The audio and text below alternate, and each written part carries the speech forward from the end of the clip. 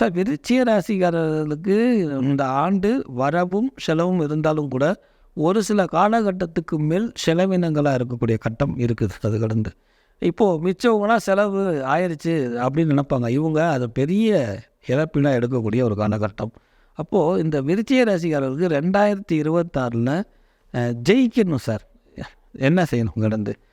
பொதுவாக விருச்சிக ராசினாலே செவ்வாய் வீடு, அப்போ முருகன் தான் அப்படிங்கிற மாதிரியே ஒரு இதுக்கு வந்துட்டாங்க கடந்து.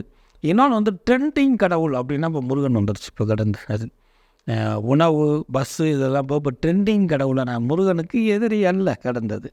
அதில் விருச்சிக ராசியும் மேச ராசியும்னாலே பிரத்யோகமாக இப்போ வந்துடுச்சு. ஏன் சார் சம்மந்தம் இல்லாமல் நீங்கள் எப்படிலாம் சொல்கிறீங்க அப்படின்னா, முருகப்பெருமான் இருக்கக்கூடிய இடத்துல அவன் தாய் மாமா இருக்கணும், அவன் பேரும் செவ்வாய்க்கு உகந்த பவளம்னு இருக்கணும். ஏன் சார் இப்படி குழப்பறீங்க? முதலாம் படை வீடான திருப்பரங்குன்றத்தில் இந்த விருச்சிக ராசிக்காரர்கள் முருகப்பெருமானை சேவிப்பது 2ஆம் தரம். அவனுடைய தாய்மாமா இருக்கக்கூடிய பவளக்கனிவாய் பெருமான் அங்கே இருக்கிறார். அப்படி போய் இப்படி எட்டி பார்த்தா தான் அவருக்கு தெரியும்.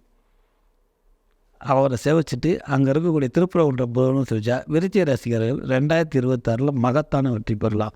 அதனால தான் சொன்னேன், அந்த செவ்வாய்க்கு அதிபதி பவளம், அந்த பெருமாளுடைய பேரே பவளக்கனிவாய் பெருமாள். அவர் தான் மீனாட்சி திருக்கல்யாணத்தை நடத்துகிறவர். ஸோ விருச்சிக ராசிக்காரர்கள் இவரை எப்போ போய் பார்க்கலாம்?